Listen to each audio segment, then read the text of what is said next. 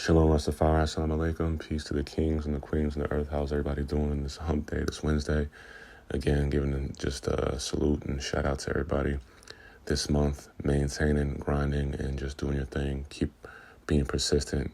Keep being disciplined no matter what the distractions are around you. Just keep at it, keep focused, and don't let anyone or anything stop you. This is November. And this is Men's Mental Health Awareness Month. And I wanted to get into some things that I've gone through just real quick, and some, maybe even alarming statistics that people may not know about. But suicide is real. Suicide is a mental struggle that I think most men go through alone. And the awareness isn't out as far as how much this happens in a man's life, and how much we actually, we take ourselves out, we unalive ourselves, we commit suicide on alarming rates. And just the statistics alone really shocked me. Just last year alone, in 2021, 2022, according to the CDC, it's very alarming, especially just for men in general. Literally, as opposed to the overall, this is just in the U.S. Again, according to the CDC, there was 49,449 actual suicides last year, and out of that 49,000, 37,459 were male or were men. It's alarming as opposed to the 9,825 for women or female. And the age group it's at its highest, it's between the age of 25 and 44. And then it goes even higher between 45 and 64. So basically for a man between the ages of 25 and 64, 65 years old, that is when the time of us having some of the highest suicide rates in the U.S. I mean, literally tripling the woman's statistic. And it's actually quadrupling, to be honest with you. And no one really talks about it. The only people that I've heard talk about it is some of those red pill situations that I'm talking about. But no one really actually talks about it on a full scale. No one actually has the time to actually go in and bring awareness to it. I really wanted to do that today. Have I thought about it? I'm definitely in that group between the age group of 25 and 65. And I have thought about it all the time. I haven't recently, probably in a few months. It's because I've been maintaining. But, there's always times that you just catch yourself in a daze, and you're picturing things, and you want to give up. And you're handling it by yourself. Obviously, men are supposed to be more stoic, more tough, but then, and then we get into a situation where we even see that women don't even, they'll take your crying for crocodile tears or saying that you're actually weak. So where does that leave you as far as having a safe place to release, having a safe place to be somewhat emotional if you can, having a safe place to express yourself and know that you're not going to be judged for it, or, that person's not going to look at you differently. And most men, they have gone to situations where they've expressed themselves, and then it has been ruined. And then most men, we're logical, so we're not going to do that anymore, right?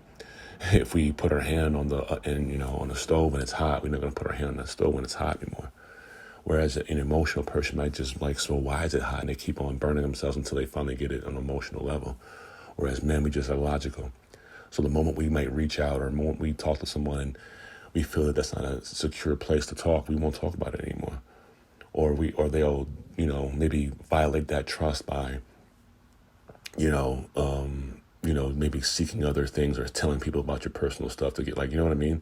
So all of a sudden now you're on ice as far as expressing yourself. You don't really want to do it.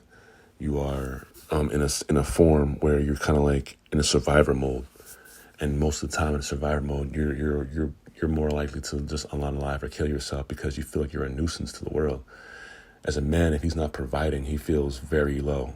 As a real man, if you're not providing for yourself, taking care of your family, taking care of something and providing, you should feel very low. And I know in essence, personally, that's how I felt. Completely just irrelevant to the world. And then what do you do? The next thing's like, why am I here?